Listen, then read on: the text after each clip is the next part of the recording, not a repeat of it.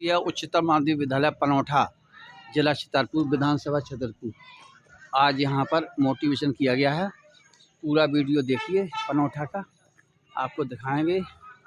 देखते रहिए पनौठा का ये कार्यक्षेत्र। इसमें बाउंड्री वाल की आवश्यकता है। माननीय विधायक जी महोदय इसके लिए ध्यान दें, पनौठा का बन जाए। 2 3 विश्राम साधन। बच्चों ने नहीं टेढ़ा किया। ये इसी तरह से ये आप बनाए रखें।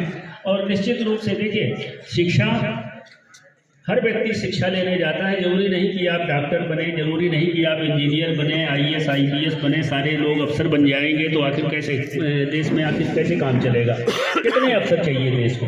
देश को सब अफसर ही नहीं चाहिए, हमें शिक्षित समाज चाहिए केवल। और अगर आप शिक्षित हैं तो आप, हर व्यक्ति का जीवन अलग होता है। हर व्यक्ति के अंदर ईश्वर ने अपना अलग टैलेंट बना के भेजा है। हम हैं, हमारे जैसा कोई दूसरा नहीं है, ये हमेशा याद रखिए। खंडों में जो जिला काउंसलर्स लोग आए हुए थे उन्होंने अपनी काउंसलिंग की, और इस समय आदरणीय गंगेले जी द्वारा आपकी काउंसलिंग की जा रही है। गंगेले जी बहुत चिर परिचित व्यक्ति हैं, और पिछले 12-14 साल से तो मैं ही देख रहा हूँ कि लगातार मेरे विद्यालय में आते रहे हैं। और इसी तरह से ताली क्यों बजाई जाती है इसके भाई मत सुन लो। हमेशा ताली बजवाई जाती है, अच्छे काम में बजवाई जाती है नहीं। और हमारे पप्पा धरे बड़े हो क्या बजाओ ताली बच्चों तो क्या होगा? मान बात है, कोई ऐसा नहीं होता। ये सारी चीजें ध्यान दे सो।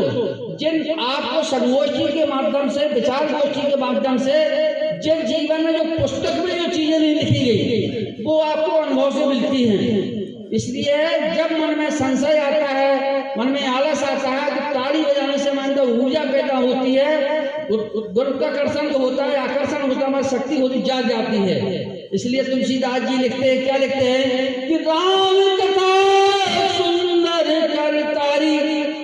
कथा कोई भी हो, चाहे जेठी पुरानी दुकनिया की हो, बहू की हो, बब्बई, कथा है। कथा वही बोलते हैं, उसको क्या बोलते हैं? कहानी का नाम है कथा। तो राम कथा सुंदर करतारी। फिर क्या लिखते हैं? संशय जो बने बेहद माने पक्षी, जो संशय के पक्षी बनने बैठे उनको उड़ाने के लिए ताली बजाइए। आगे समझे आप लोग को? जीवन में याद रखना, जब मन में डिप्रेशन आए, तनाव आए, गुस्सा आए, क्रोध आए, कर लिया करते हैं। दादाजी की आज तक लड़ाई नहीं हुई। हम 70 साल में चलने लगे ईसा। कितने साल के? अबे आजकल के लड़का, हमारे को लड़के घर बोल पापा वो ठंड लग रही। वो जो बब्बा 4 बजे उठ जा, 4:30 पे फ्रेश हो गया, 5 बजे स्नान ध्यान तैयार, लेकिन 4-5 दिन सब घूम में लिया। बाकी स्नान 5 ही बजे होते, चाहे आगी बरसे, पानी बरसे, गर्मी ठंड बरसात कुछ भी हो, क्योंकि हमारी दिनचर्या प्रकृति से मिलकर रहेगी। तो आपकी हमेशा शक्ति यथावत रहेगी। सुबह का समय ब्रह्म, तो इसलिए हमने बोझा बच्चों के टाइम कौन पढ़ते हैं? जो बच्चे समय का वहां तभी समझ लेंगे वो जीवन में कभी असफल होने वाले बच्चों। आज बताने बंद कर दो, धीरे धीरे कर दो। जैसे छात्राओं का पूजन करना और ये प्रश्नोत्तरी कार्यक्रम, इस तरह से इनके कार्यक्रम चलते रहते हैं।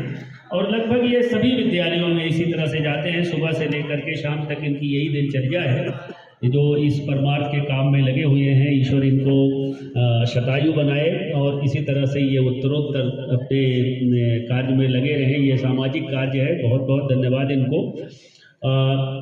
ये सही है कि हला हमसे जब सुबह के लोगों ने पूछा, जो काउंसलर्स थे, तो उन्होंने पूछा कि आपके यहाँ किसी बच्चे में कोई मानसिक रुग्णता हो या कोई बच्चा डिप्रेशन में हो, इस तरह से आप बताएं। तो मैंने कहा कि भाई मेरे विद्यालय में तो ऐसा कोई बच्चा अभी हमको नहीं दिखा जो मानसिक रूढ़ हो।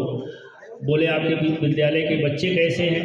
हमने कहा अभी तक मेरे 37 साल के करियर में मुझे सबसे अच्छे बच्चे अगर कहीं मिले, हम तो ये नहीं कहते कि हमारे पनौठा के बच्चे बहुत मेधावी हैं, बहुत विद्वान हैं, ये मैं नहीं कहता, लेकिन ये जरूर मैं कहता हूँ कि ये बच्चे बहुत अच्छे हैं। बजाओ ताली अपने लिए। ये बात मैं कई बार आपसे कह चुका हूँ, बार बार कहता हूँ और मैं बड़े गर्व के साथ कहता हूँ कि 9 से लेकर के 12 तक की ये कक्षाएं चलती हैं। लगभग सभी किशोर बच्चे विद्यालय में पढ़ते हैं। यही उम्र होती है जबकि बच्चे बिगड़ने की उम्र यहीं से शुरू होती है आपके। लेकिन ये मुझे बड़ा गर्व महसूस होता है कि मेरे विद्यालय के बच्चे बड़े अनुशासित हैं। मैं कैमरे से देखता रहता हूँ कि कभी क्लास भी अगर उनकी खाली रहती है तो बच्चे चुपचाप क्लास में बच्चियाँ अपने आराम से बैठे रहते हैं और कभी कोई भी इस तरह की बदमाशी नहीं करते।